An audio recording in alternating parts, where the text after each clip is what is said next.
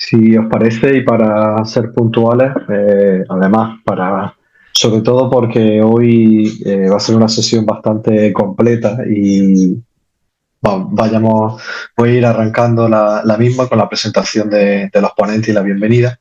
En mi caso, yo soy Juanjo Amate, soy vicepresidente del Colegio de Ambientólogos de Andalucía, de COAMBA.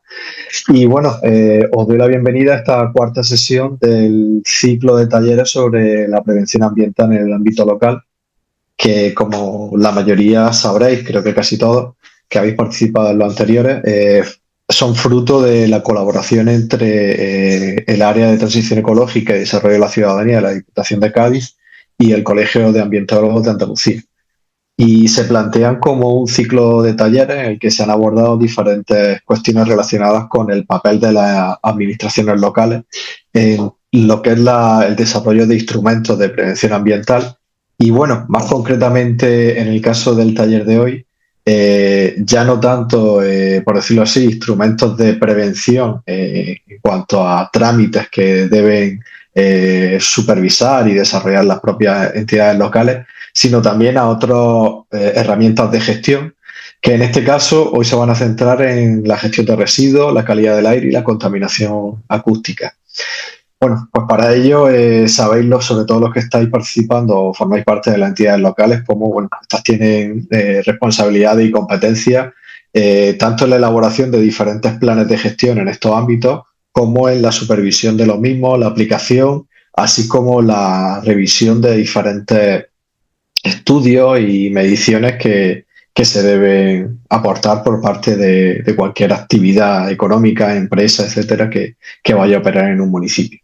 Pues bien, para revisar todo lo que es el marco actual que regula este tipo de planes y de alguna forma, pues cómo lo están abordando las diferentes entidades locales, contamos con tres ponentes, que en este caso son Miguel Olmedo Polo, que es licenciado en Ciencias Ambientales por la Universidad de Granada y máster en Gestión Integrada de la Calidad Ambiental, con una dilatada experiencia y también con una estrecha vinculación con el Colegio Oficial de Ambientólogos de Andalucía.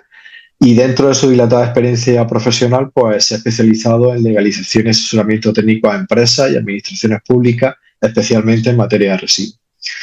Seguidamente intervendrá José María Cascajo López, que también cuenta con una amplia experiencia en contaminación atmosférica y, bueno, fruto de esta, en los últimos meses ha participado y coordinado la redacción de 12 planes de mejora de calidad del aire en diferentes ámbitos, principalmente áreas metropolitanas de Andalucía, así como planes de acción asociados a los mismos.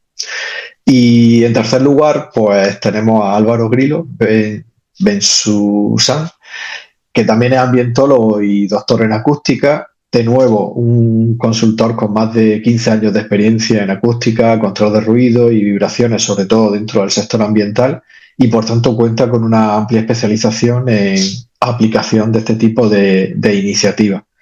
Y actualmente lidera el área de consultoría de Inercoacústica. Bueno, pues no me dilato más y ya digo, como creo que va a ser una jornada bastante completa, sobre todo bastante interesante desde el punto de vista de medidas concretas de gestión que tienen que desarrollar las entidades locales.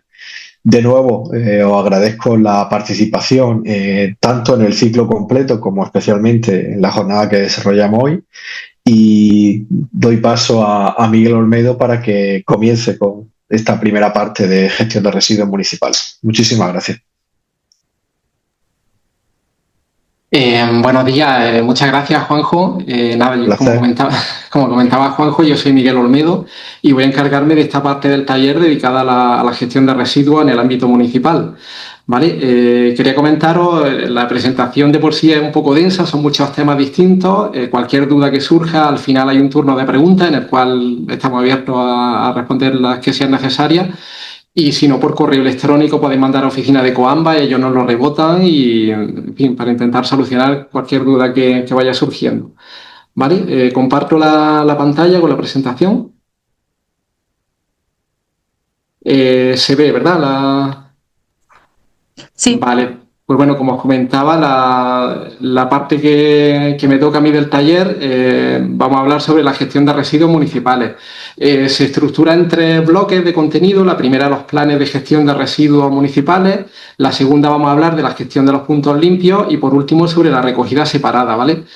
Antes de entrar en estas materias, me ha parecido oportuno recordar un poco lo que es la definición de los residuos municipales, que es sobre lo que va a ser el eje sobre el que vamos a ir hablando. Y bueno, aquí he transcrito la definición que establece la Ley de Residuos, nuestra ley, la 7/2022, la ley estatal.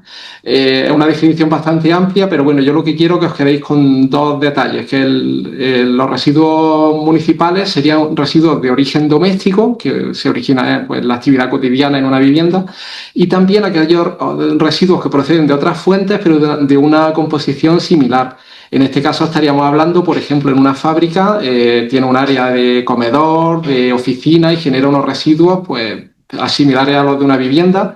Por ejemplo, pues, envases, restos de comida y demás, que también tendrían esta catalogación de residuos municipales. Como veis, esta definición de la ley deja fuera otros residuos que ya sí están originados en actividades productivas, como serían los residuos de producción, de agricultura, de pesca, los lodos de fosas sépticas, vehículos fuera de uso, residuos de construcción. Son otros residuos que ya se originan fuera del ámbito doméstico y tienen otra catalogación, ¿vale? Y después de esta pincelada de lo que son los residuos municipales, pues vamos a ver, también quería justificar un poco la competencia, cuál es el marco legal que atribuye la competencia a las entidades locales respecto a estos residuos. Aquí tenemos varias normas en las que se establece este régimen de competencia.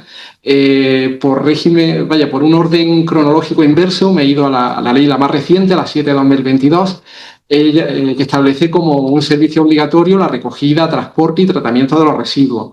Establece también que pueden llevarse a cabo bien por el propio ayuntamiento o bien de forma asociada a otras entidades, mancomunidades, consorcios. Establece distintas formas de gestión. Por otra parte, la Ley de Autonomía Local de Andalucía también otorga esta competencia propia a los municipios de gestionar los propios residuos municipales que se originan en ese término municipal. Y por último, la Ley 785 es la más antigua, pero esta sí acota el alcance de esta competencia en función del número de habitantes de cada municipio. Aquellos municipios de menos, bueno, la recogida de residuos es competencia de todos los municipios, independientemente del número de habitantes. Aquellos municipios de más de 5.000 habitantes ya sí tienen la obligación adicional de hacer el tratamiento de los residuos. Y en el caso de los municipios de menos de 20.000 habitantes, toda la actividad de recogida y tratamiento puede ser coordinada a través de las diputaciones provinciales, ¿vale? Ya una vez aclarado esto, por una parte, lo que es los residuos y de quién es la competencia para gestionarlos, pues ya pasamos a los distintos bloques que componen esta charla. El primero de ellos eran los planes municipales de gestión de residuos. Estos planes son una figura de planificación que establece la legislación marco estatal, la 7/2022, establece un distinto alcance. Hay planes estatales, el PEMAR, el Plan Estatal Marco de Residuos, planes autonómicos, aquí en Andalucía tenemos el PIREC, y a nivel municipal pues establece los planes municipales de gestión. Sin embargo, es curioso que no detalla ni siquiera la definición de estos planes. Entonces, la que me parece más acertada es la definición que establece la Federación Española de Municipios y Provincias, que es la que transcribo aquí. Ellos elaboraron una guía técnica y en ella se indica pues eso, que estos planes son un documento técnico que al final lo que viene a hacer es un inventario de la situación de producción de residuos en el municipio, a que el sistema en el que se gestiona establece unas medidas, unos objetivos y unos sistemas periódicos de auditoría para confirmar que se están alcanzando los objetivos. Respecto a la obligación legal de elaborar estos planes, la ley estatal, la 7/2022, establece que es obligatorio para aquellos municipios de más de 5.000 habitantes. Los de menos de 5.000 habitantes he puesto que es opcional porque en el caso de los de más de 5.000 habitantes la ley habla de que deben redactar y aprobar. Sin embargo, los de menos de 5.000 habitantes simplemente habla de elaborar. No cabe duda que este plan, si un municipio quiere gestionar bien sus residuos, necesita conocer cuáles son sus flujos, cuáles son los problemas y establecer medidas y objetivos. Entonces, es totalmente recomendable que el municipio cuente con este documento para conseguir una gestión eficiente de los residuos municipales que se producen. ¿vale? También la ley de residuos establece que cada 6 años es obligatorio hacer una evaluación y una revisión de estos planes de gestión. Cada 6 años hay que analizarlos, ver esos fallos que hay, corregir, establecer un nuevo plan con otro alcance de 6 años en el que se mejore la situación inicial.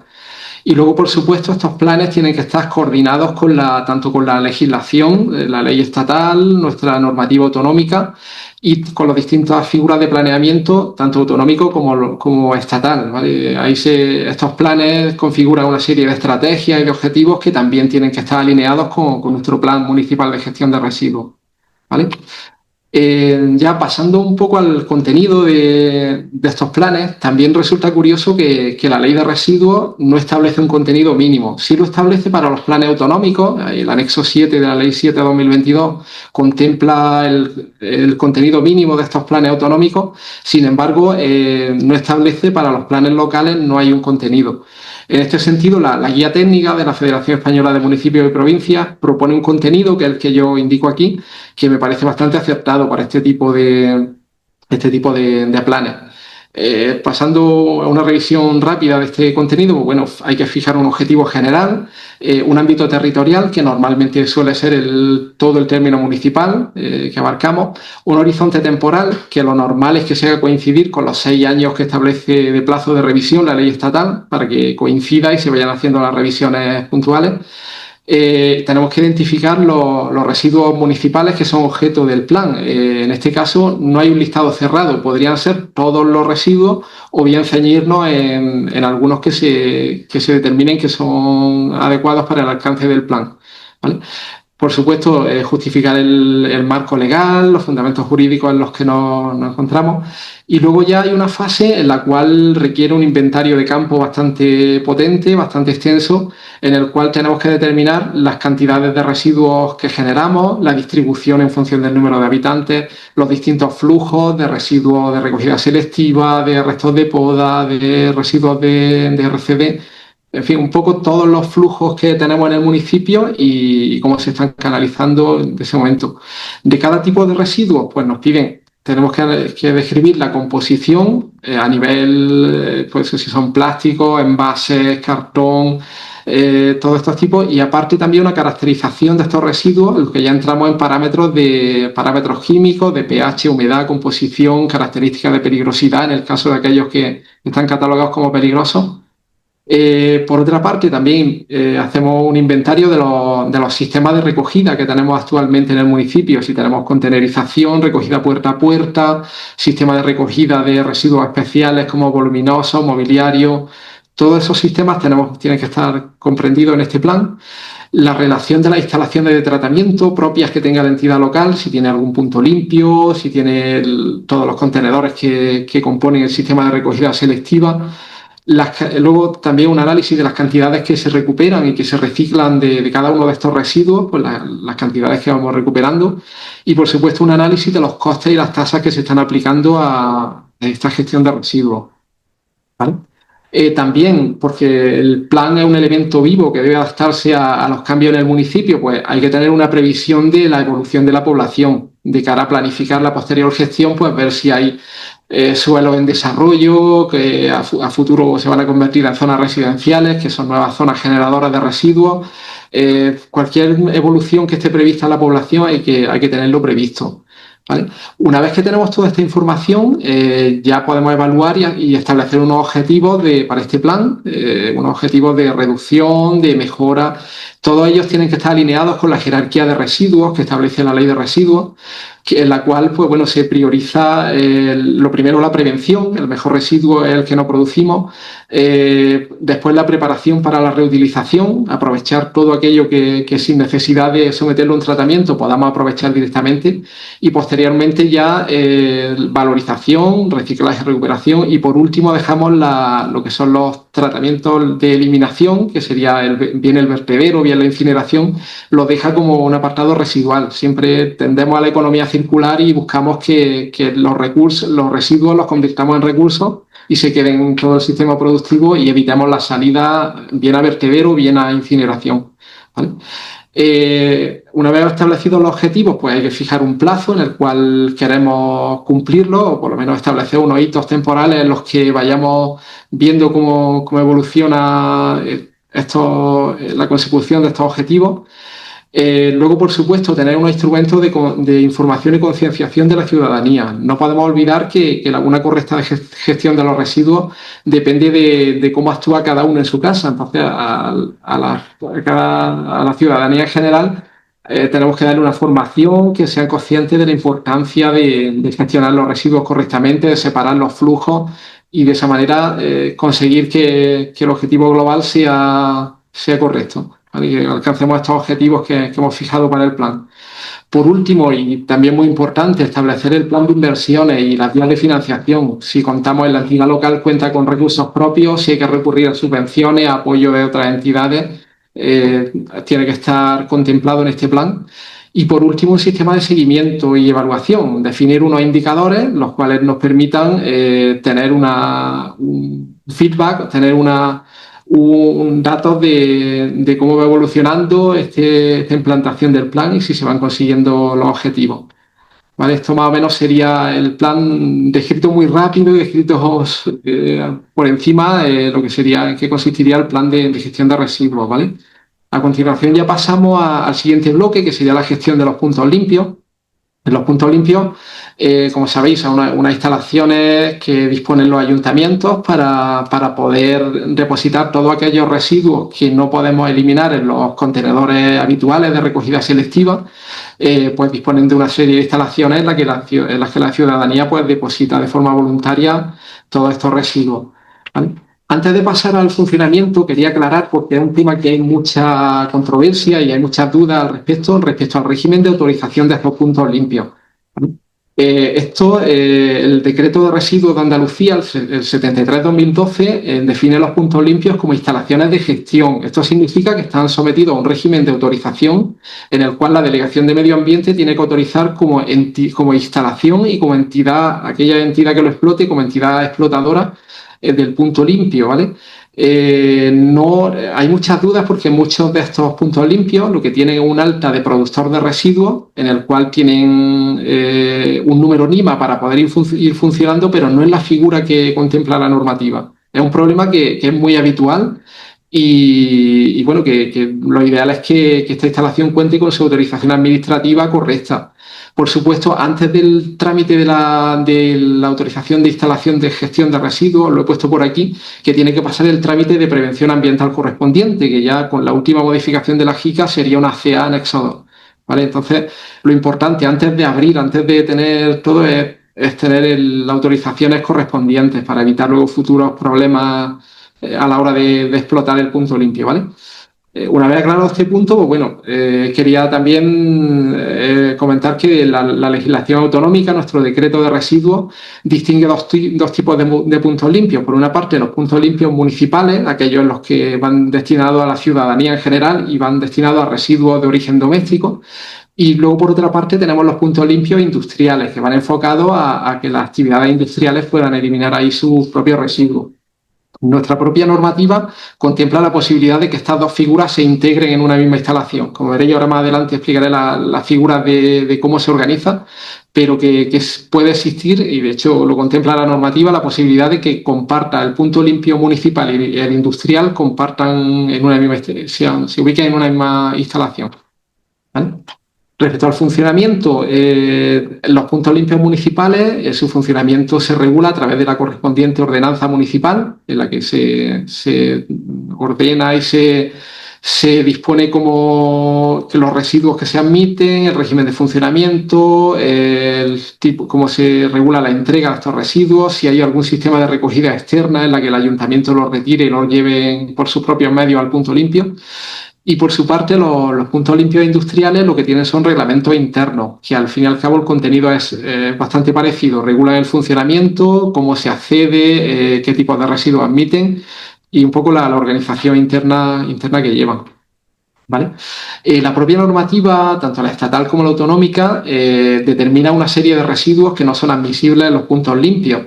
Tenemos los residuos sin segregar, residuos que no estén identificados. Todo esto es con la idea de evitar porque los residuos, cuanto más mezclados estén y si no están identificados, peor todavía, la gestión se complica. Entonces, la idea es que el residuo, en línea con lo que ya la separación de residuos que comentaremos más adelante, pues que el residuo venga ya separado y sepamos directamente dónde hay que depositarlo y se gestione correctamente, que no nos complique y no se mezcle con otros residuos que al final van a perjudicar todo el proceso de reciclaje.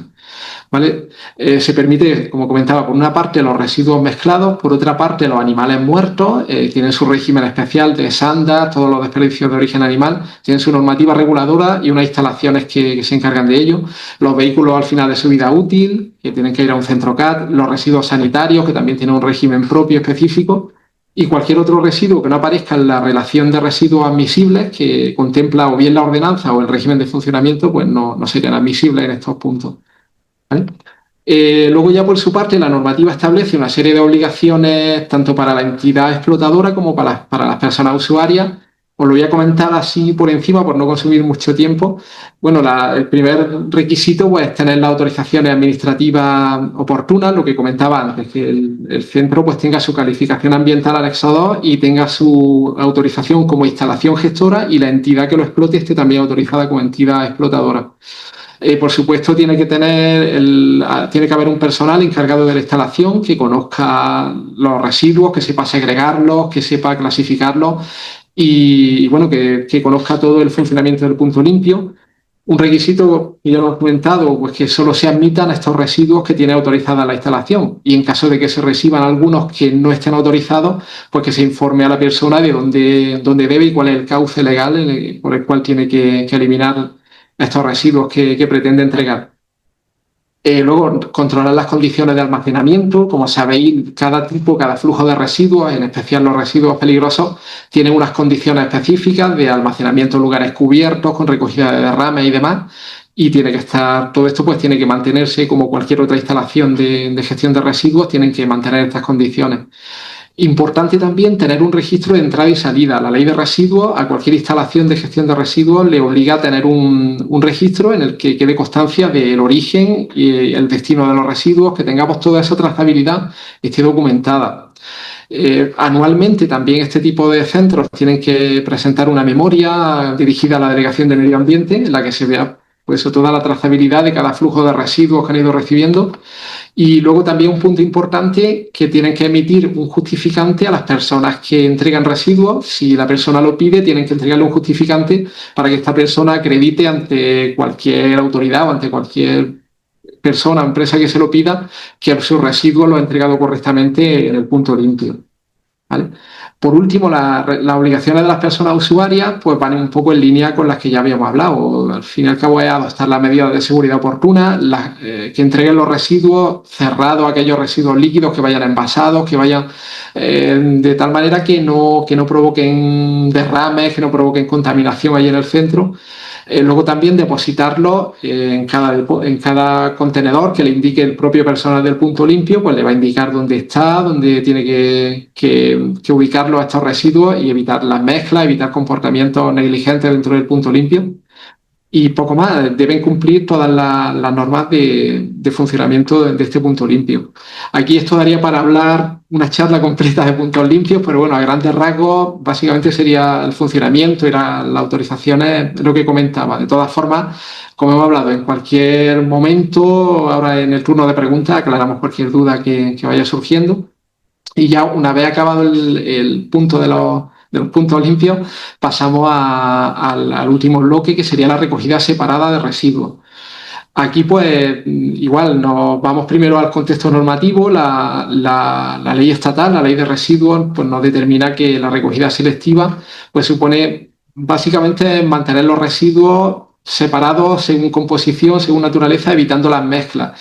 Aquí todos sabemos que el residuo, cuando es fácil de reciclar y cuando el residuo tiene un valor y hace que su valorización, su reciclaje sea rentable, es cuando está separado. En el momento que vamos mezclando, la situación se complica y obliga a generar un gasto extra en separar luego en las plantas de tratamiento y todo ello nos complica todo el reciclaje, llegando en algunos puntos a hacerlo imposible, haciendo que un residuo que era valorizable, que tenía un valor, pues ya al final se ha quedado que no tiene más destino más que vertedero o incineración porque no es válido. Entonces, esta propia ley establece una obligación legal que afecta a todos, tanto a personas físicas, empresas, cualquier tipo de institución. Hay una obligación de separación en origen. Todos estamos obligados a segregar nuestros residuos, las distintas fracciones que ahora más adelante veremos. Tenemos que separarlo y depositarlo en los sistemas de recogida selectiva, evitando las mezclas de las distintas categorías. Entonces, en este sentido, la ley de residuos establece una serie de fracciones en las que aquí de entrada ya veréis que vamos mal con el tema de fechas tope que había previstas, pero bueno, vamos a comentarlas cada una. Hay unas fracciones de las clásicas, digamos, que ellas sí están implantadas y van funcionando más o menos bien, la recogida de papel, cartón, envases, plástico, vidrio. Esto en principio hay ya sistemas implantados, están extendidos por la mayor parte de los municipios y funcionan bien. A continuación también tenemos los biorresiduos, que ya poco a poco se va implantando la recogida. Sin embargo, como os comentaba, vamos tarde, puesto que en municipios de más de 5.000 habitantes debería estar ya desde el 30 de junio de 2022 y el 31 de diciembre de 2023 para el resto de municipios. Y bueno, poco a poco se va implantando. Es verdad que se están haciendo esfuerzos, tanto a nivel de mejorar el sistema de contenerización y tener una recogida específica para estos residuos, como el posterior tratamiento. Hay que dotar de infraestructuras que puedan luego hacer el tratamiento de estos bioresiduos. Pero bueno, poco a poco se va desarrollando y se va implantando. Luego también nos obligan a recogida separada de residuos textiles, como veis, el 31 de diciembre de 2024. Ahí poco a poco se está extendiendo, pero es verdad que en muchos sitios todavía no llegan. Aceite de cocina, residuos domésticos peligrosos, residuos voluminosos y cualquier otra fracción que se determine reglamentariamente, pero que a día de hoy las que marca la ley son estas 6 anteriores y hay unas que están en mayor o menor grado de implantación, pero bueno, la tendencia es que poco a poco se vaya consiguiendo este grado de separación en origen. Respecto al tema de un asunto importante, el tema de los impropios. Los impropios, como sabéis, son aquellos residuos que aparecen mezclados con el flujo de residuos que estamos tratando, pero que no deberían estar ahí. Por ejemplo, en el tema de los bioresiduos, sería pues que aparezcan envases, bolsas, papel, cualquier residuo que no sea el típico resto de comida y demás, que aparezcan mezclados. La normativa establece unos límites máximos del 20% y en 2027 será del 15%, como máximo pueden aparecer estos impropios mezclados en esa proporción. Un asunto importante es que la propia ley contempla que esta conducta, la superación de estos márgenes de impropios, es constitutiva de infracción administrativa y habilita a la propia comunidad autónoma puede imponer sanciones por superar este volumen de impropios. Y ya por último, para 2035 establece la propia legislación estatal, establece que por lo menos el 50% en peso de nuestros residuos tiene que estar sujeto a una recogida separada, que es un objetivo que ahora, por las estadísticas que he publicado actualmente, todavía estamos lejos de él, pero bueno, esperemos que poco a poco con toda esta iniciativa de recogida separada se implanten y sean efectivas y lleguemos a estos márgenes, porque al final lo que se busca es que haya un reciclaje de calidad, un reciclaje que nos permita convertir estos residuos en materias primas recuperadas y al fin y al cabo es la base de la economía circular. Y en lo que en esta línea, pues bueno, la normativa va intentando marcar este camino y esperemos que se vaya cumpliendo. Y bueno, de este tema igual daría para hablar otra charla prácticamente de recogida selectiva, pero bueno, por no tampoco no consumir más tiempo, pues en principio ahora cualquier duda que vaya quedando la pasamos al turno de preguntas y por mi parte pues ya estaría el bloque de gestión de residuos que se me han comentado, pues estaría ya resuelto, ¿vale? Os paso la palabra y continuamos con la charla. Muchísimas gracias, Miguel. Luego dejaremos el ratito para poder preguntar. Si te parece, puedes dejar de compartir y José María, puedes compartir ya la tuya y comenzamos con el tema de calidad del aire. Muchas gracias. Tienes que ponerte el audio.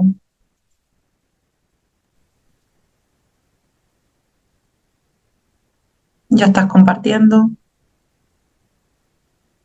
Buenos días. Se me oye, imagino. Sí, bien. Vale, perfecto. Bueno, buenos días. Soy José María Cascajo. Trabajo en INERCO y os voy a hacer una presentación en relación pues con la calidad del aire. La calidad del aire, bueno, un segundo que parece que no me... sí. Bien. Los contenidos de los que vamos a hablar, pues básicamente es un poco de contexto y luego de los dos instrumentos que hay para gestión de la calidad del aire. Los planes de mejora de la calidad del aire y el plan de acción a corto plazo para mejora de la calidad del aire. Ya son nombres muy parecidos, por eso se simplifica normalmente y se le denomina de estas dos formas y las consideraciones finales. Bueno, en primer lugar, un poquito de contexto. ¿Por qué es necesario gestionar la calidad del aire? Bueno, pues todo el mundo es consciente de la importancia de respirar un aire limpio, pero poniendo el contexto en números, pues a pesar de que en Europa haya mejorado muchísimo la calidad del aire en las últimas décadas, pues todavía hay una importante afección a la salud de las personas, no en forma de que la información que tenemos aquí sobre muertes prematuras, esto no significa que la contaminación atmosférica por sí misma provoque todas estas muertes, simplemente que contribuyen a que aquellas personas que por algunas causas ya son vulnerables o sensibles, fundamentalmente personas enfermas con enfermedades respiratorias, cardiovasculares, pues empeoran su situación. Y para prevenir estas muertes prematuras, pues es importante mejorar la calidad del aire, así como tampoco causar otro tipo de problemas en las personas sanas. En relación a la calidad del aire, pues los contaminantes fundamentales que destacan y los que se centra mayoritariamente su gestión, aunque no se limita a ello, es el material particulado, estas partículas finas que penetran en nuestro aparato respiratorio, y de ellas, pues después pues los componentes de estas partículas pueden pasar al torrente sanguíneo. A ellos se le atribuye el 67% de las muertes prematuras que había en Europa. Bueno, este dato es del año 2022 porque era la última información más actualizada sobre un informe que hizo la Agencia Europea de Medio Ambiente a nivel europeo, a nivel suficiente de detalle. Luego el 20% es el ozono, que ya comentaremos después las particularidades del ozono, y el 13% un óxido de nitrógeno, el NO. Estos números que pueden al principio alarmar, pero bueno, entre 2005 y 2020, pues ya se produjo con las mejoras que hemos comentado un 45% de reducción y el objetivo que se va a cumplir reducir al menos hasta el 55% en 2030 respecto a 2005. Pero no se quedan ahí el contexto. Ahora mismo, con los límites que hay establecidos para los niveles de calidad del aire, prácticamente se cumple en casi todas las estaciones de Europa, para material particulado, para dióxido de nitrógeno e incluso en gran parte de los ozonos. Pero ¿qué pasa? Que los valores límite que están vigentes a día de hoy se definieron hace ya bastantes años y aún con este alto grado de cumplimiento se tienen las muertes prematuras que hemos mencionado anteriormente. Recientemente pues se aprobó una directiva que todavía en España se está trabajando en su transposición, que establece unos valores límite para 2030. Con los valores del año, los niveles registrados en el año 2023, pues ya el grado de cumplimiento futuro, no son incumplimientos porque todavía no han entrado en vigor, pero no estamos ya tan bien. Pues hay que trabajar y de ahí pues los planes de mejora de la calidad del aire. Pero además esta directiva establece para 2050 el objetivo de contaminación cero. El objetivo de contaminación cero equivale a que no haya afección negativa a la salud de las personas. Entonces ahí pues ya estamos muy, muy, muy lejos de lo que sería el objetivo final. Bueno, entonces el marco normativo establece dos tipos de planes. Los planes de mejora de la calidad del aire, que el objetivo es ir implementando medidas para ir reduciendo pues, las emisiones de las distintas actividades para, bueno, son medidas estructurales, medidas que van a estar ahí siempre, que no dependen de qué se esté midiendo en ese momento, y el objetivo es reducir las emisiones para mejorar la calidad del aire. Y después están los planes de acciones a corto plazo, que el objetivo es distinto. El objetivo es, una vez que cuando llega un episodio de contaminación atmosférica, pues ¿qué hay que hacer para que eso se reduzca rápidamente? Episodios de contaminación atmosférica, en este contexto, son los niveles que una corta exposición provoca daños en la salud, mientras que los valores límites se establecen fundamentalmente pensando en exposiciones a largo plazo, niveles medios o valores límite diarios que no deben superarse más de no sé cuántos días al año, etcétera. Mientras que aquí están hablando de horas o días consecutivos por un episodio que pueda haber de alta contaminación. Bueno, en primer lugar, ¿por qué hay que elaborar un plan de mejora de la calidad del aire? Lo evidente es cuando se superan los valores límites que están regulados en la normativa de aplicación.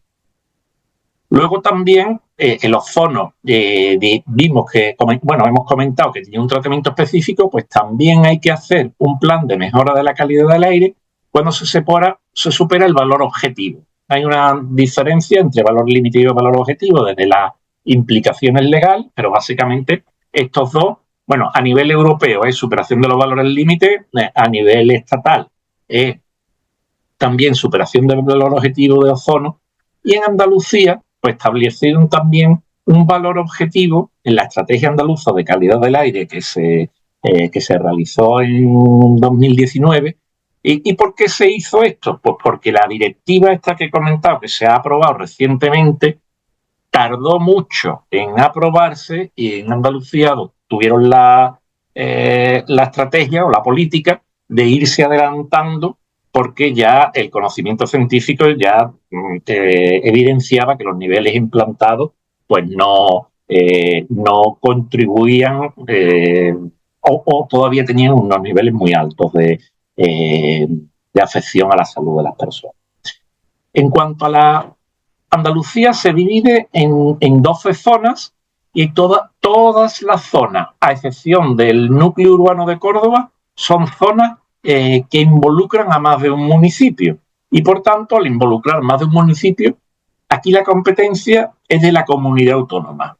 En Córdoba, el plan de mejora de la calidad del aire, la competencia es municipal, pero en el resto de municipios, la competencia de elaborarlo es autonómica, pero tiene una particularidad, y la particularidad es que a pesar de que la elaboración sea de la comunidad autónoma, los municipios y las diputaciones juegan su papel, y lo comentaremos después a continuación. Bueno, en el caso de Cádiz, la estrategia contemplaba en la bahía de Cádiz las partículas, y en bahía de Algeciras partículas de los dos tamaños, óxidos de nitrógeno. El SO2 lo contemplaba, pero el SO2 no es ningún problema ya por las mejoras que ha habido en las emisiones, tanto en las industrias como en los buques. Entonces, con los datos evaluados en los últimos 5 años, ya el SO2 pues no precisa de ningún plan de mejora, e incluso con la legislación más actual. Y bueno, en Andalucía también el resto, los municipios que no están integrados ni en la zona de la bahía de Cádiz, que también incluye Jerez de la Frontera, y la zona industrial de la bahía de Algeciras, pues están integrados en algo que se llama zona rural. Bueno, el problema más común en Andalucía, la superación del valor objetivo de ozono. Pero da la casualidad que que es el problema más general, no se dio en la bahía de Cádiz, ni en la bahía de Algeciras.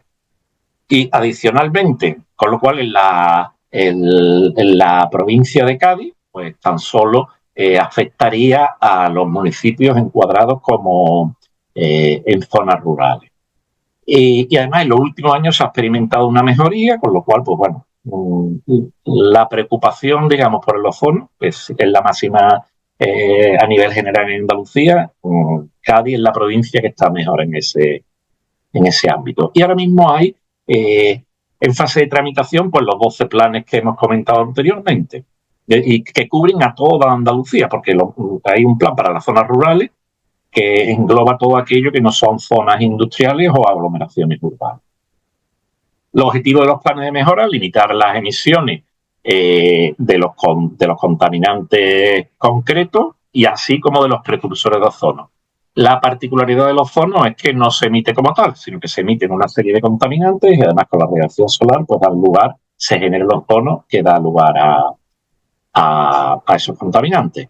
Y el objetivo de limitar las emisiones tanto de estos precursores como de los contaminantes es mantener el cumplimiento actual de los valores vigentes y los planes que se prepararon entre el 2021 y el 2024 pues plantearon el objetivo de alcanzar los valores de objetivo que planteaba la ECA a más tardar en 2027 y progresar en el cumplimiento de los nuevos valores límites que han de cumplirse para 2030 y avanzar también en la medida de lo posible, porque ya hay muchos parámetros y zonas de Andalucía donde ya se cumplen estos valores límites y ahí el objetivo es avanzar en lo que se conoce como contaminación cero, que es que los niveles de contaminantes que pueda haber no causen perjuicio en la salud.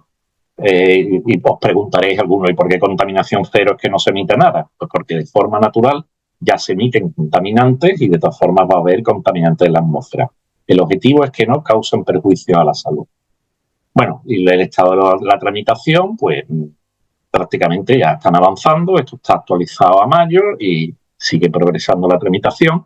Y luego la nueva directiva establece un concepto nuevo que se llama la hoja de ruta, que lo que hemos comentado antes es planes de calidad del aire. Una vez se superen los valores límites, y la hoja de ruta esta es para ver cómo se están, lo que se mide con respecto a los valores límites a cumplir en 2030.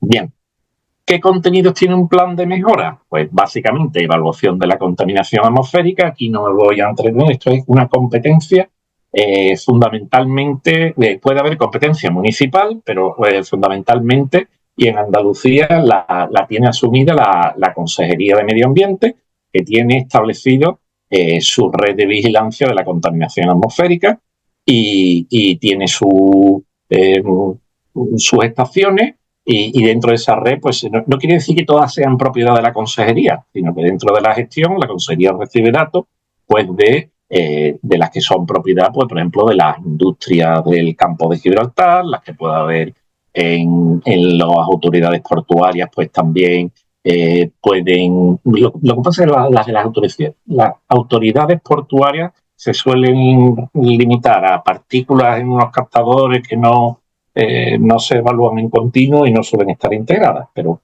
bueno, por regla general, estaciones de la Consejería, de los ayuntamientos, que hay ayuntamientos que tienen sus estaciones, pero mandan la señal a la Consejería que lo integra en un sistema de gestión de la calidad del aire. Muy importante para un plan, ¿cuál es el origen de la contaminación?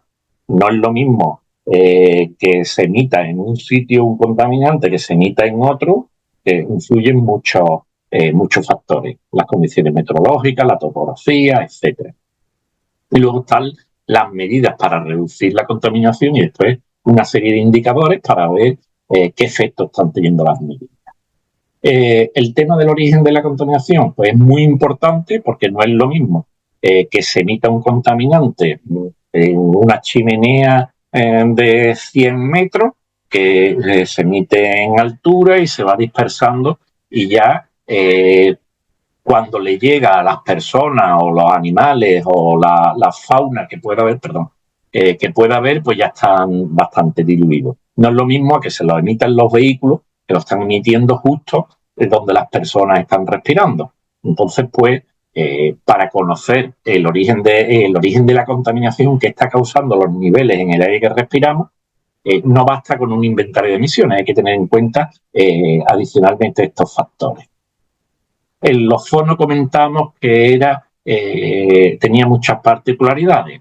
No vamos a entrar en la complejidad, pero lo más importante, y este simbolito que tenemos aquí, es que influye la radiación solar, además de la emisión de los precursores de ozono, influye la radiación solar y también la temperatura, que hace que estas reacciones vayan más rápido. Cuestiones, radiación solar y temperatura, pues que tenemos mucho en Andalucía. De hecho, los episodios de ozono se producen siempre en primavera y verano, debido a esto. Bueno, simplemente un tema que es muy complejo y sobre el que y por eso es tan complejo la gestión de las superaciones de ozono. No es lo mismo que cuando había pues los problemas de SO2, porque ya se han corregido porque eran los más fáciles. Se reducen las emisiones, que son una serie de fuentes controladas, y se reduce el efecto. Un tema también que es muy importante es que a efectos del cumplimiento legal pues se descuentan los aportes naturales, no porque, bueno, cada vez estamos más acostumbrados a las intrusiones de aire africano. No quiere decir que eso no perjudique la salud de las personas, pero no podemos hacer nada más que informar para que las personas vulnerables pues sepan que hay un episodio muy alto y puedan protegerse, no salir a la calle o ir con mascarilla, en fin, lo que consideren oportuno. Pero ¿esto quién lo hace? Esto lo hace el Ministerio de Medio Ambiente. De momento estamos viendo que competencias a nivel municipal, pocas, pero ya llegarán. Perdona, José María, 5 minutos, ¿vale? 5 minutos, porfa, que nos dijiste que avisara. Muchísimas gracias. La contribución de las partículas de la intrusión sahariana, pues bastante importante. Hay distintas técnicas. En el caso de las partículas, que es el que más impacto en la salud tiene, pues la composición de las partículas influye mucho. Inventario de emisiones, sabe cuánto se emite, pero después técnicas de movilización, de análisis de series temporales, etcétera. Importante conocer lo que impacta cada tipo de fuente para plantear las medidas correspondientes. Y las medidas pues afectan a todos los sectores de actividad, no solo el industrial. Y entonces aquí es donde juega el papel de las administraciones locales. Las administraciones locales tienen instalaciones propias, gestionan actividades en distintos sectores y adicionalmente pues establecen, digamos, condiciones en muchas de estas actividades. Entonces, cuando las administraciones autonómicas elaboran los planes de mejora, tienen que tener en cuenta qué tiene previsto hacer en relación con las distintas actividades que generan las emisiones en los distintos municipios. Y de ahí, pues vemos que cuando se hace el plan de mejora se tienen en cuenta las normativas, planes, estrategias a todos los niveles, a niveles también local y autonómico. Aquí están pues, los planes de movilidad urbana sostenible, la movilidad, el tráfico, uno de los principales responsables de las contaminaciones en los ámbitos locales y en la zona urbana. Entonces, pues, este tipo de planificación y también las propias actividades, pues en las oficinas municipales, los vehículos municipales, los colegios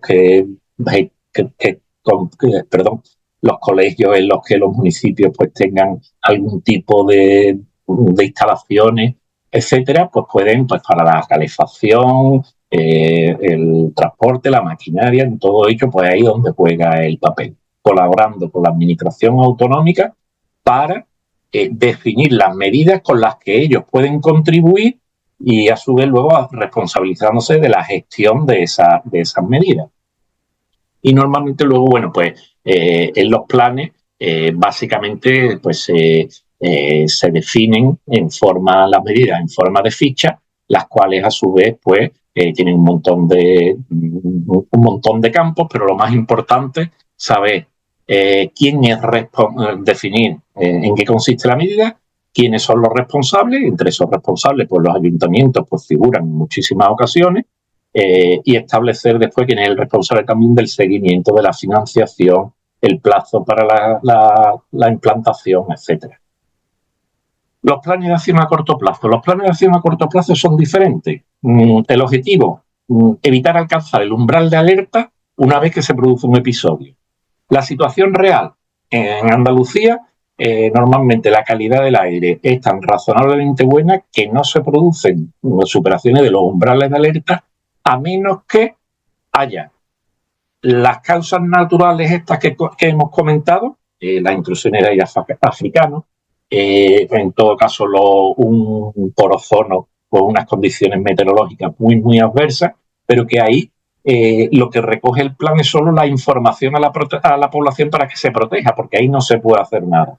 Con lo cual, los planes de acción a corto plazo, que estos sí deberían ser más municipales, pero en realidad planes como tales pues no incluyen, porque no son las fuentes que puedan gestionar los municipios, no es el tráfico el que hace que se tenga un episodio de muy alta contaminación, porque no se ha registrado la superación de estos umbrales de alerta.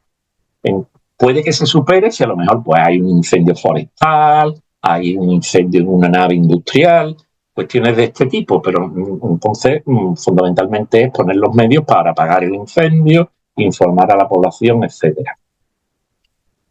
Y básicamente, ¿qué contempla el plan de acción a corto plazo? Las medidas para la reducción de la contaminación en caso de que se supere o se prevea que se vaya a superar. Aquí están pues los sistemas predictivos, que se sabe, por ejemplo, cuándo se prevé que vaya a venir una intrusión de aire africano, un marco de actuación coordinado entre las distintas administraciones, en este caso pues la Consejería de Medio Ambiente, en la que gestiona la calidad del aire, y la que avisa al ayuntamiento correspondiente si prevé que en tal sitio se va a superar, va a haber una superación del umbral de alerta. Bueno, el diagnóstico, pues aquí en Andalucía, con los niveles que hay actualmente y las fuentes de emisión que hay, lo que hemos comentado.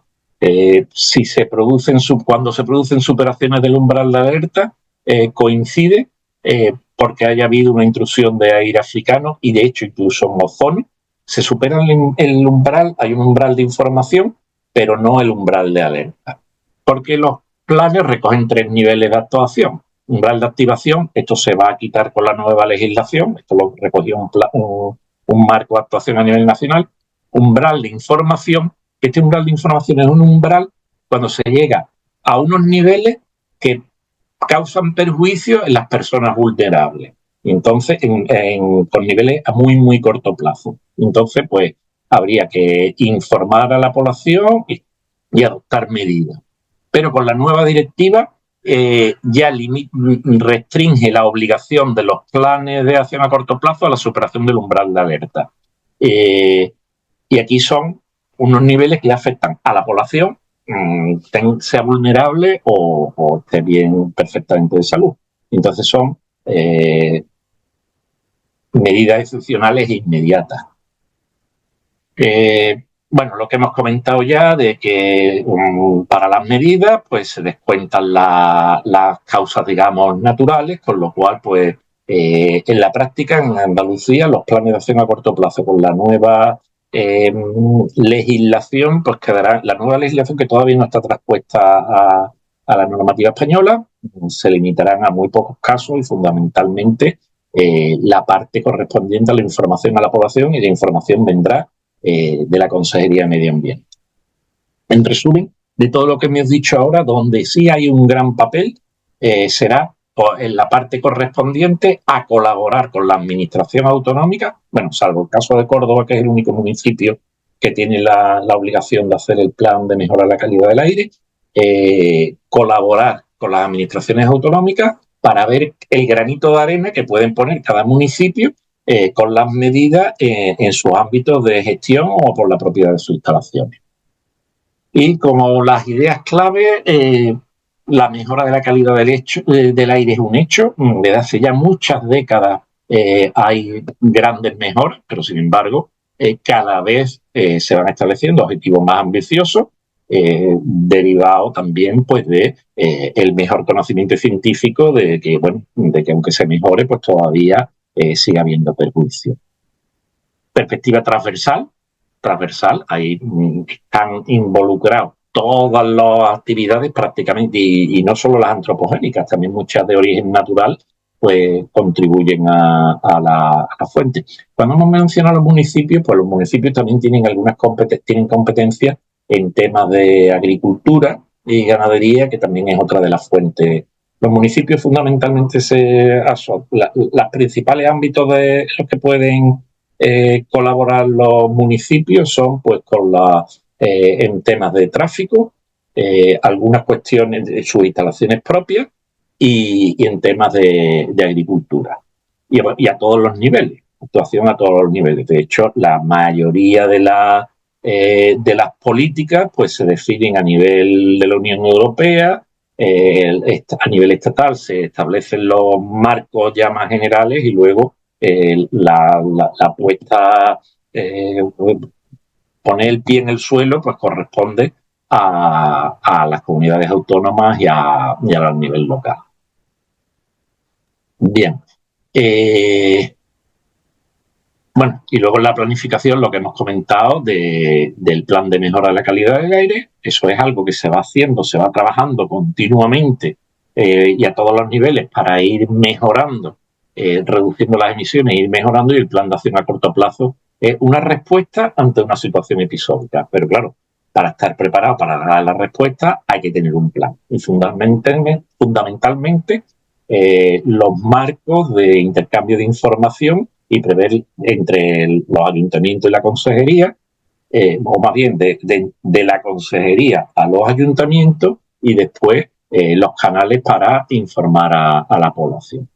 Y bueno, y luego pues las implicaciones que tiene pues la nueva directiva, que va a obligar a incorporar nuevos contaminantes cuando se haga ya un diagnóstico en base a estos nuevos contaminantes. No lo he comentado por la premura de tiempo, pero aunque los contaminantes sean los mismos, y no solo cambian los valores límite, también cambian en algún caso los indicadores. Por ejemplo, para el dióxido de nitrógeno, hasta la fecha solo había un valor límite horario, que se cumplía prácticamente casi siempre, y un valor límite anual, que es el que daba problemas, pero ahora se ha metido también un valor límite diario, que puede dar problemas en muchas zonas. En fin, por esto es por lo que comentamos, pues que hay que renovar los planes que se están tramitando ahora con hojas de ruta para tener en cuenta cómo se evoluciona hacia esos nuevos límites. Y luego, básicamente, muy, muy importante, los planes de mejora. Como el objetivo es mejorar la calidad del aire, no tiene sentido que se ponga a ver yo qué tengo que hacer para mejorar la calidad del aire. Lo importante es saber qué se está haciendo ya, qué están haciendo las otras administraciones y qué es necesario adicionalmente desarrollar el proceso para nuestros planes. Por ejemplo, pues en Andalucía, pues la Consejería de Medio Ambiente pues ha tenido que tener en cuenta, aparte de lo que se hace a nivel comunitario estatal, que hacen todas las otras consejerías: agricultura, industria, la responsable de movilidad, etcétera. Y luego, muy, muy importante, y aquí es el papel, se tiene responsabilidad compartida. El promotor puede ser la Junta de Andalucía en este caso, pero después cada administración es responsable en el ámbito de sus competencias, no solo de definir las medidas, sino después la implantación y el seguimiento. Y aquí es donde están las principales obligaciones, responsabilidades para en los ámbitos municipales. Y nada más. Muchísimas gracias por vuestra atención. Muchas gracias, José María. Puedes dejar de compartir y sin más le damos la palabra a Álvaro. Muchas gracias. Nosotros. A ver, comparto.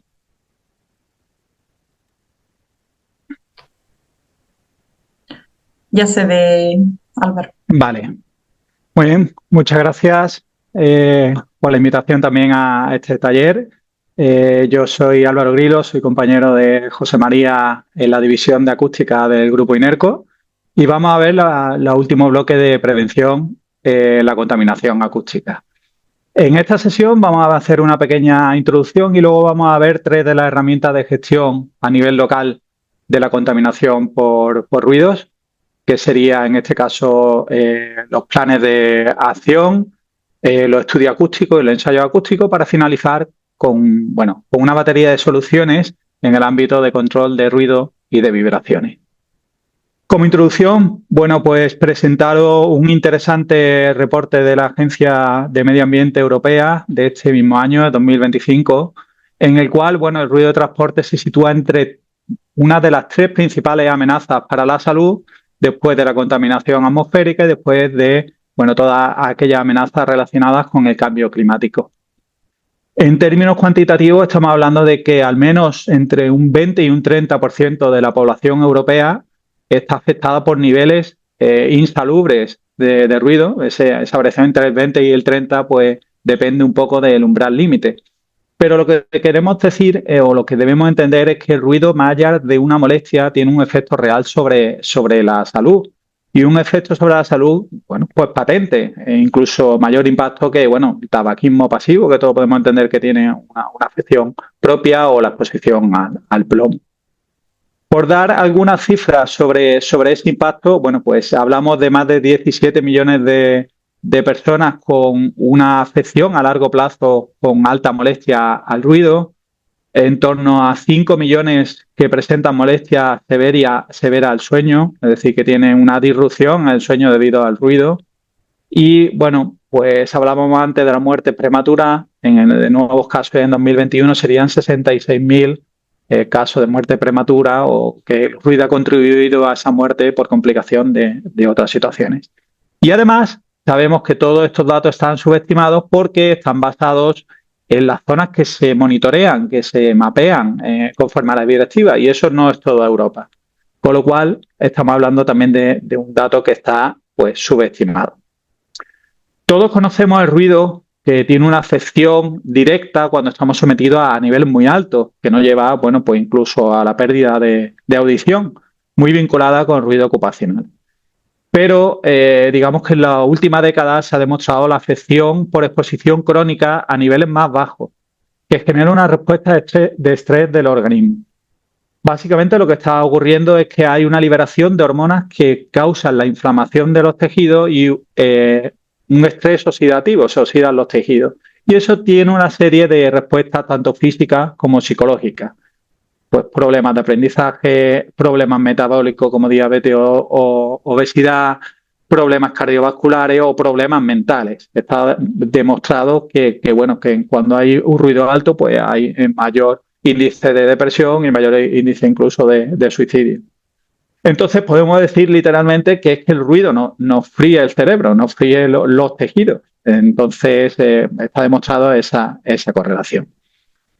En ruido, en contaminación acústica, al igual que en otros ámbitos ambientales, pues la prevención del ruido es la estrategia más costo efectiva cuando queremos proteger la salud de las personas.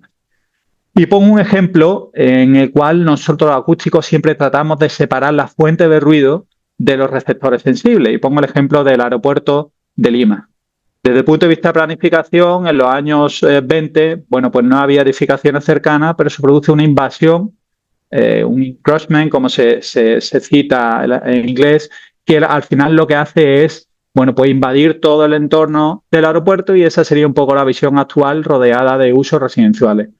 Lo que hace muy poco compatible la gestión de ruido en ese caso. Pues precisamente desde el punto de vista de prevención, nosotros lo que buscamos evitar es que se dé esa situación. Y ese concepto de prevención, nos sirve para revisar también el marco normativo y ver cómo se ha ido implementando desde la Directiva Europea, que ya cita, además de evitar y reducir los efectos perjudiciales del ruido, pues por supuesto prevenirlos. La Ley del Ruido española del año 2003, que sitúa la prevención como uno de los grandes bloques de actuación, junto con la corrección, todas aquellas medidas relacionadas con evitar que haya ese problema de ruido. Esta ley del ruido transponía la directiva y posteriormente el Real Decreto 1513 pues es el que desarrolla la ley del ruido en todo lo que se refiere a evaluación y gestión de ruido. Y establece una serie de planes y herramientas para prevenir. Y por último, el decreto de este año por el cual se aprueba el Reglamento de Preservación de Calidad Acústica en Andalucía, el decreto 50 del 2025, bueno, que entre sus fines está el de prevenir y reducir la contaminación acústica en Andalucía. Y este decreto, al final, tiene una serie de elementos, de herramientas, como son los planes de acción, los estudios acústicos y los ensayos acústicos, que son precisamente los tres que vamos a analizar en esta presentación. Empecemos por los planes de acción. Los planes de acción, bueno, vienen derivados de la Directiva Europea de Gestión y Evaluación de Ruido Ambiental. Pensemos en ese año 2002, los países europeos se unen y piensan en desarrollar una política común de protección frente al ruido, pero lo primero que tenían que hacer era pues tener un diagnóstico. Y ese diagnóstico se hace a través de mapas estratégicos de ruido, que lo que tratan es de armonizar cómo se evalúa el ruido en Europa. Pensar que en el año 2002, bueno, cada país tenía su normativa, tenía su método de cálculo, hacía mapas de ruido de determinados ámbitos, y Europa primero pues queremos una foto y para ello hacemos unos mapas estratégicos de ruido. Pero después de la foto vienen los planes de acción. Ya sabemos cómo estamos, hemos cuantificado el riesgo, la exposición, pues entonces vamos a desarrollar una serie de planes de acción para reducir el ruido y prevenir de la contaminación a aquellas zonas que están tranquilas. Y el tercer pilar de esta directiva, aunque esté fuera del alcance de esta presentación, son los sistemas de información. Yo os recomiendo que podáis acceder a esa web porque es un observatorio que contempla todos los mapas estratégicos de ruido y planes de acción que se han hecho en Europa. ¿Qué es un plan de acción? Pues es un instrumento de planificación con un doble objetivo. Primero, reducir la contaminación allá donde hay superaciones de los objetivos de calidad. Y segundo, pues prevenir y mantener la calidad acústica en las denominadas áreas tranquilas, áreas que no están contaminadas o cuyo nivel de ruido es bajo. Podemos distinguir por su alcance 4 tipos de planes de acción. Primero, el plan de acción de ciudad e infraestructura, el derivado de esta directiva, y por otra parte otros planes zonales en Andalucía, que son planes específicos. Por ejemplo, las zonas de protección o de situación acústica especial son planes específicos para actuar sobre zonas donde se mantiene una superación de manera permanente de los objetivos de calidad. O las muy conocidas como zonas acústicamente saturadas, un régimen especial en Andalucía asociada a la acumulación de actividades de ocio, sobre todo discotecas, de bares, y bueno, establece un régimen especial. Y por último, unos planes zonales para áreas tranquilas, zonas de carácter natural o zonas tranquilas como parques y espacios abiertos en aglomeraciones que deben ser protegidos. Básicamente los contenidos mínimos se incluyen en el anexo 5 del Real Decreto 1513, pero bueno, la idea general es que tenemos una evaluación del estado actual que se desarrolla como un proceso más de detalle más allá del mapa estratégico de ruido, y a partir de ahí, con estos software de simulación somos capaces de predecir lo que va a pasar en el futuro y conocer pues esa situación acústica prevista una vez que se desarrollan esas medidas de mitigación que desarrollan, bueno, en el caso de las ciudades y los municipios, ¿no? Los ayuntamientos. Muy importante que estos planes de acción pues tienen una evaluación económica, tienen un cronograma y tienen unos responsables de ejecución. Veamos algunos ejemplos. Ahí vemos el mapa estratégico de la ciudad de Sevilla que ha desarrollado INERCO, que es general, pero posteriormente en la parte izquierda lo que se ha hecho es identificar unas zonas de conflicto, unas áreas prioritarias donde por los niveles de exposición o bien por la densidad poblacional o la existencia de receptores sensibles, pues se hace necesario pues focalizar el plan de acción en esa zona. Y en esa zona pues se identifican cuál es el foco de ruido. En este caso pues tenemos una zona afectada por tráfico y bueno, lo que se busca es establecer medidas concretas sobre esa zona. Por otra parte tenemos otro tipo de medidas quizás más prácticas sobre determinados focos, como puede ser en este caso el ferrocarriles, en los cuales pues, se plantea en este caso una pantalla acústica y en la parte de arriba vemos el mapa de ruido sin soluciones. En la parte de abajo vemos pues, evidentemente una reducción asociada en este caso a la instalación de pantallas.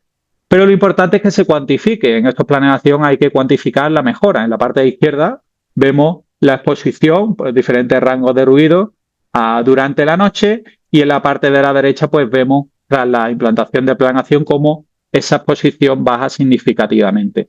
Y todo eso pues va a tener al final una mejora en la salud de las personas, por ejemplo, en este caso, pues una mejora en el porcentaje de poblaciones porcentaje de población que está expuesto a una molestia por el sueño, ¿no? Por la alteración del sueño.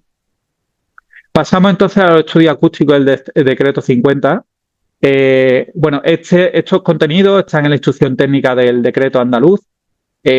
Digamos que los más complejos son aquellos asociados a autorizaciones ambientales, que exclusivamente se les exige una medición preoperacional de 24 horas, pero los de calificación ambiental y todas aquellas actividades que no están incluidas en los anexos de la JICA son un poco más sencillos y muy focalizados en tratar de confirmar que se va a cumplir la normativa de ruido y de vibraciones, ¿no? De definir con adelanto cuáles son las medidas correctoras y cuáles son las medidas acústicas que hay que hacer a posteriori para verificar que se cumple. ¿Cómo hacemos esto? Bueno, pues mediante una serie de cálculos en los cuales pues queremos confirmar que se cumplen los límites de emisión sonora, diseñar la medida de control acústico y cualquier otra hipótesis de operación para garantizar el cumplimiento. Bueno, en la parte de la izquierda vemos un poco un diagrama un poco complejo sobre qué hay que cumplir, pero quedémonos con la idea de que hay que cumplir unos niveles de emisión hacia el exterior, una serie de niveles hacia el interior y una serie de aislamientos con respecto a los recintos colindantes y con respecto al exterior, ¿no? ¿Cómo demostramos eso? Bueno, pues hacia el exterior con modelo de predicción sonora. Un software que nos permite, en este caso, en este ejemplo vemos un bar, saber cuánto se emite hacia el exterior y saber qué nivel va a llegar pues, a los edificios residenciales más cercanos o a nivel de fachada, que hay también un límite específico. O, por ejemplo, otro ejemplo con veladores, utilizamos un modelo de predicción para saber realmente cuál es el nivel de ruido que va a llegar al entorno. Para los aislamientos, pues utilizamos un software que nos permite saber las características acústicas del aislamiento de las soluciones constructivas. En este caso es un software que se denomina Insul y a partir de unas soluciones constructivas tenemos el aislamiento. Ese es el input para otro software basado en la norma 12354 que nos permite saber el aislamiento global. Es decir, una vez que sabemos las soluciones de cada parte constructiva, de cada elemento constructivo, podemos saber cuánto se transmite a los recintos colindantes. Y ese sería el ejemplo, bueno, pues, por ejemplo, de un bar que es colindante con una vivienda. A partir de esos datos, pues vamos a poder saber si el ruido que se transmite a ese recinto es el adecuado o cumpliría con los valores límites de la normativa. Y por supuesto, bueno, también tenemos otros factores como el tiempo de reverberación. Todos conocemos cuando llegamos a un bar y hay muchos elementos reflexivos, mucha gente hablando, bueno, pues produce una molestia y eso también está regulado por la normativa. Utilizamos software también para corregir lo que se denomina el tiempo de reverberación. Y por último tenemos los ensayos acústicos. Yo utilizo mucho una frase que es que el papel lo aguanta todo. Podemos hacer un estudio acústico con un montón de condicionantes que nos garantice que una actividad va a cumplir. Pero luego hay que demostrar que se cumple. Y para ello el decreto 50 establece las certificaciones en materia de calidad y prevención acústica. Es decir, que es necesario que una vez la actividad se vaya a poner en marcha, tener un certificado de cumplimiento. Y eso con anterioridad a la puesta en marcha de las mismas, ¿vale? En aquellos casos en los que no se puede hacer porque tenga que arrancar la actividad, bueno, pues digamos que este certificado queda condicionado a esos resultados de ensayos que se hacen posteriormente y que se comunican a la administración. ¿Qué tipo de ensayos se hace? Bueno, pues lo hay de dos tipos. En principio, aquellos programados por el propio estudio acústico, es decir, todos aquellos de niveles de emisión al interior, al exterior y aislamiento que nos permiten garantizar que se está cumpliendo la normativa. Pero luego hay otros muy importantes que es la comprobación del resto de requisitos distintos a los ensayos que se han propuesto en el estudio acústico. Y ahí, bueno, pues para, digamos, los municipios, para los ayuntamientos, eso es muy importante porque de alguna manera pueden creerse, entre comillas, lo que está diciendo un estudio acústico, pero luego pueden exigirlo y pueden indicarlo en la licencia que eso es algo que tienen que cumplir. Y como ejemplo, bueno, pues las actividades de reproducción sonora, los altavoces o incluso las televisiones. Cuando se hace el certificado de cumplimiento deben estar funcionando al máximo y bueno, esa es la manera de verificar que cualquier otro condicionante que esté en el estudio acústico pues se cumple. Habitualmente se evalúan los valores límites de objetivo de calidad y niveles de emisión al exterior. Bueno, tampoco quiero entrar en el detalle, pero siguiendo con el ejemplo de SEPAP o de SEBAR, se van a realizar una serie de mediciones en el límite de propiedad y en las fachadas más cercanas. Con lo cual, no es suficiente con el estudio acústico, sino que se va a llevar a la realidad y se va a medir y comprobar que se cumple. Y eso es lo que, bueno, en INERCO llamamos acústica a 360 grados. Hacemos un estudio acústico o se hace un estudio acústico o justificativo, se diseñan medidas correctoras, pero digamos que el ciclo se cierra con la certificación final. Es decir, con la demostración de que todo ese estudio con carácter predictivo ha funcionado, se cumple y se verifica el cumplimiento normativo. Con respecto a las soluciones acústicas, bueno, pues decir que ha avanzado mucho la tecnología, que tenemos soluciones para cualquier sector. Bueno, de manera resumida, silenciadores, apantallamientos, que en función de si esas barreras cubren totalmente o parcialmente, bueno, pues se llaman encapsulamiento, con soluciones también para el aislamiento, para la ventilación de los equipos y que se garantice que siguen funcionando, elementos absorbentes, silenciadores que sirven para reducir el ruido en caudales de aire de diferentes tipos, están customizados en función de la presión, de los caudales, del tipo de fluido que sea.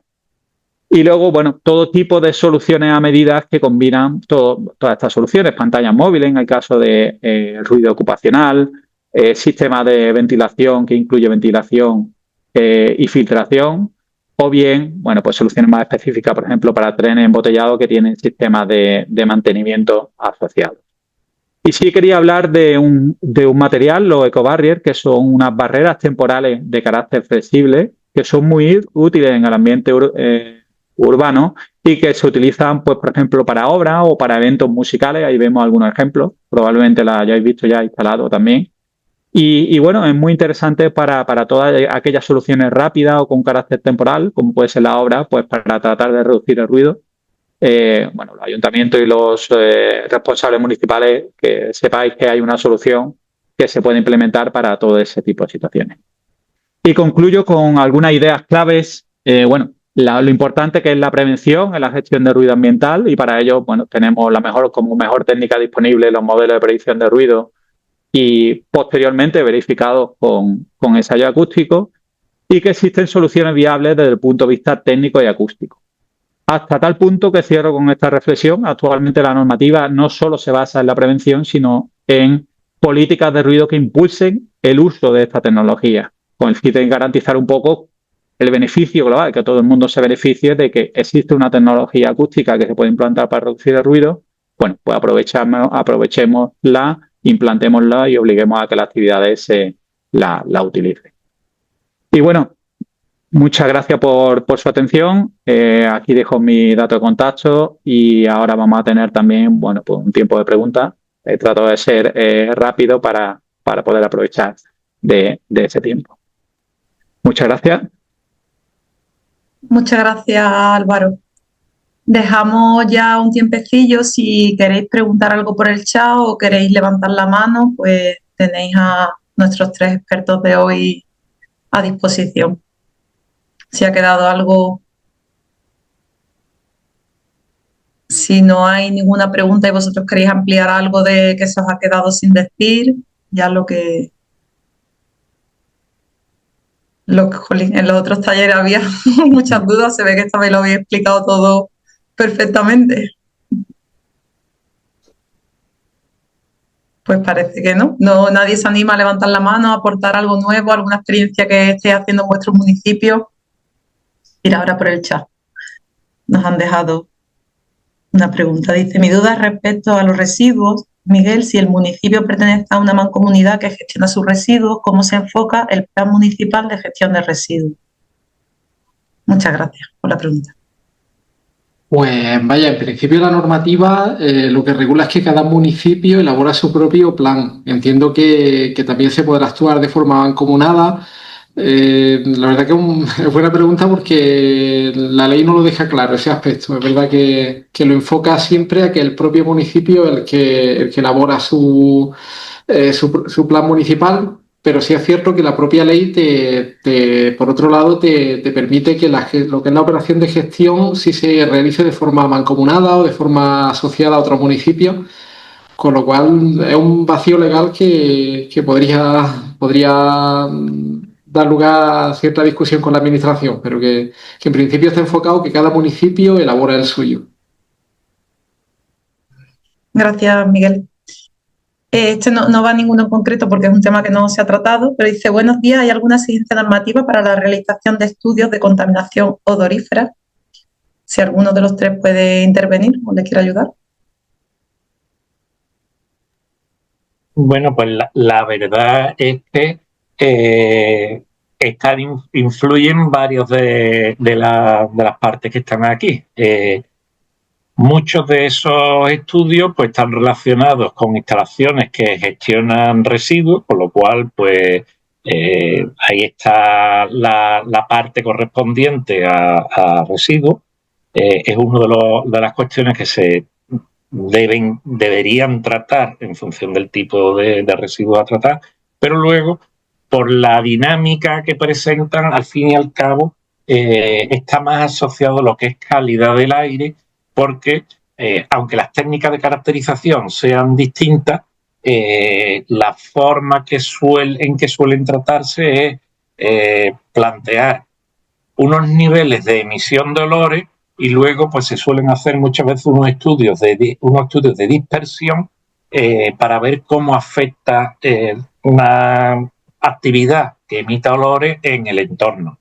Esto lo único que pasa es que tiene una componente subjetiva porque entra el concepto de las narices expertas, que como no hay una unidad que mida los olores, como puede haber, que esté regulada en base, que se mida directamente, es una percepción subjetiva y para ello pues se evalúan las unidades de olor en base a lo que son este concepto de las narices expertas y la unidad de olor.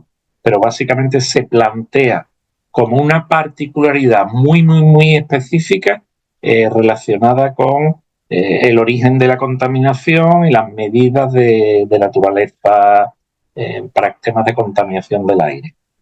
Y normalmente están asociadas a determinado tipo de instalaciones industriales, plantas de gestión de residuos, plantas de tratamiento de agua, ahora que están en boga pues las plantas de biogás. Las plantas de biogás pues se alimentan de distintos residuos agroganaderos fundamentalmente y si no se gestiona adecuadamente lo que es el transporte y la recepción de esos residuos, pues puede dar lugar a emisión de olores e impacto por olor en el entorno. Muchas gracias, José María. Otra pregunta justo después. Buenos días. ¿Alguien sabe de algún municipio que cuente ya con un plan de gestión de residuos aprobado? Municipio que cuente ya con un plan de gestión de residuos aprobado. Pues en este caso hay algunos que ya lo tienen. Hay por ahí licitaciones que se convocaron en su día y, por ejemplo, Roquetas de Mar.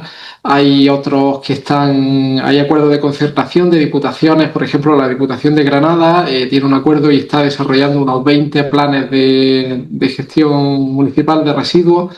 Hay iniciativas. Es verdad que como son planes que la aprobación la acuerda el Pleno y no es obligación publicarla, pues es verdad que es más difícil detectar a aquellos que lo tengan aprobado, pero que sí que hay algunos que ya han cumplido con esta obligación. Muchas gracias, Miguel. Álvaro, duda de acústica. Dice, yo tengo la duda respecto a la contaminación acústica, ¿cuáles son los niveles de decibelios máximos aceptables en zonas residenciales y cómo suele gestionarse la problemática con el ejemplo que habéis mencionado del pub? Vale, perfecto. Bueno, los límites, aprovecho para decir que también Coamba organizó otro curso sobre el nuevo decreto que yo creo que también está grabado y ahí podéis ver también más información sobre ese campo. Pero los niveles son en zonas residenciales en el exterior 55 decibelios durante el día y la tarde y 45 durante la noche. La noche entendida a partir de las 11 de la noche. Entonces, ¿cómo se gestiona un pub? Pues supongamos un pub con música, conforme al decreto, tiene unos requisitos importantes de aislamiento. Entonces, el primer punto sería verificar que el pub está cumpliendo con los aislamientos, con los recintos colindantes y sobre todo con el exterior, ¿vale? Ese sería un primer punto. Y luego hay otra problemática asociada a la operatividad. Es decir, para cumplir con esos aislamientos, habitualmente un pub tiene que tener una puerta acústica o un vestíbulo con 2 puertas acústicas. Y entonces lo que hacen los pubs es, pues garantizar que siempre hay una de las puertas cerradas. Y luego otro de los efectos son indirectos. Unos problemas recreativos en este caso de un pub, es que la gente se queda en la puerta fumando o después de tomarse algo a la salida. Y eso lo han gestionado dentro del ámbito que hablábamos de los planes de zonas acústicamente saturadas, pues advirtiendo a las personas que no se pueden quedar ahí. En Sevilla, en la zona de Alameda, pues directamente te echaban, te invitaban a irte, nada más salir del local porque estaba molestando a los vecinos. Y bueno, son medidas que realmente operativas que han funcionado bien, además de controlar todo el tema de horarios, por supuesto. Pero básicamente, primero se evalúan los aislamientos, se verifica que se cumple y segundo se establecen medidas operativas para garantizar que no hay una molestia por efecto indirecto.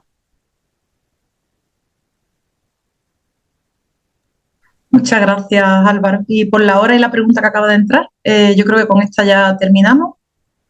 Es de contaminación del aire. Si la quiere leer, José María, yo te la leo también, pero como un poco larga.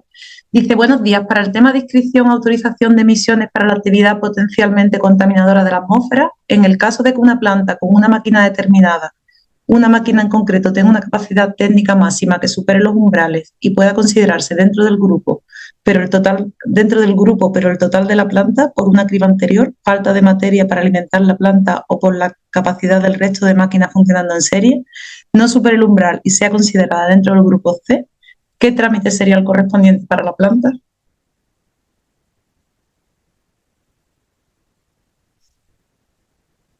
El audio, por favor.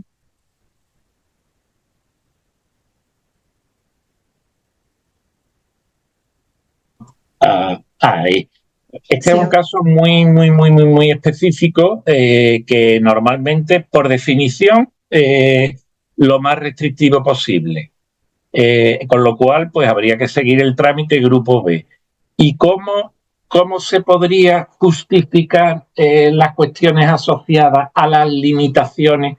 ¿Falta de materia para alimentar la planta? No, porque sí. Eso es algo operativo, entonces dice, yo no te voy a autorizar la planta que tenga capacidad para ser grupo B, no te le voy a con la autorización para una planta tipo C, si es solo en función a la disponibilidad. Si hay algún mecanismo físico que se pueda justificar que realmente condiciona el que siempre se esté en que regule y haga que la capacidad máxima sea la correspondiente al grupo C, pero tiene que haber algo que la administración acepte que es algo permanente, no que sea algo transitorio y temporal, de forma que con carácter general la administración te va a pedir que el grupo B o que le demuestre y le justifique que hay unas limitaciones físicas para no poder alcanzar la capacidad que lo mete en el grupo C.